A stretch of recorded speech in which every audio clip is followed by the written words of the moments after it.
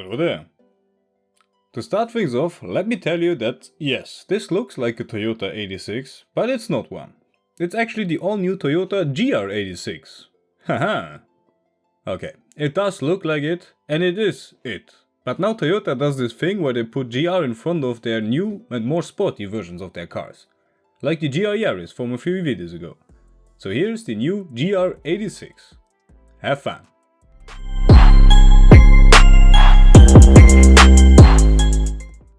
From the outside it looks very similar to the old GT86, but with a touch of aggression and sportiness.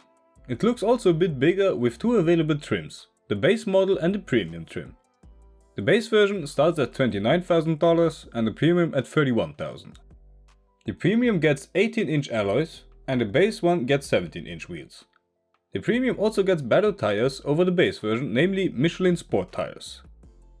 They also added a bigger wheel ring on top of the standard ring. Now you might think, well, GR sounds nice and cool, but what the fuck does that mean?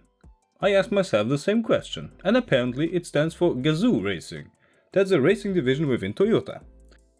So if you don't know, now you know. On the inside, it continues. Here are G badges, not G badges, but GR badges everywhere. On the steering wheel, on the outside and on the start-stop button. Heated seats are standard for both front seats, and speaking of seats, they are leather and Alcantara topped sport seats, as well as the back seats. They too are very nice, but they won't be used that much, maybe for some bags, but not for a grown person. The upper part of the door panels are topped with Alcantara too, as well as part of the dashboard just over your gauge cluster. Why? I don't know, ask Toyota. The center touchscreen is a bit bigger than the old one. It also supports Apple CarPlay and Android Auto as well, but it doesn't have any built-in navigation, so you need to use Apple CarPlay or Android Auto for that. The speedometer and rev counter are digital, but the dials for the climate controls are still there.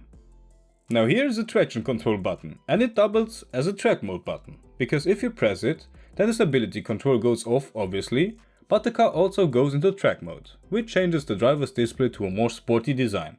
But that's the catch. It only does that when you press the button, so you need to have the traction control off for it to be in track mode. Not bad, but why can't we change it ourselves?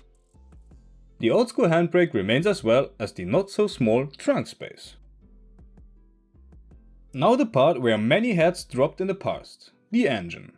It's more powerful than before, but still they could have done more in my eyes. Of course, for this kind of money it is still a very powerful car and it drives extremely good. Now they upgraded the engine from a 2 liter to a 2.4 liter 4-cylinder petrol, with now 230 horsepower, that's 25 more than before, and 250 Nm torque, which is 40 Nm more than the old one. With a manual 6-speed transmission, the car does 0 to 60 in 6.1 seconds. As for the automatic transmission, it takes about 6.6 seconds. And now, before we go to the outro, I want to point out the other video we did on a GR car. It's the new Rally Monster from Toyota. It's really good and spicy. Here's the video of the new Toyota GR Yaris. You see, all in all, this new GR86 is a very well-rounded car. It has enough power for its size and handles amazingly. The low price is also a plus point. If you consider that nowadays most cars cost way more. Would you get one or not? Tell me, have a good one, and as always, keep it flawed.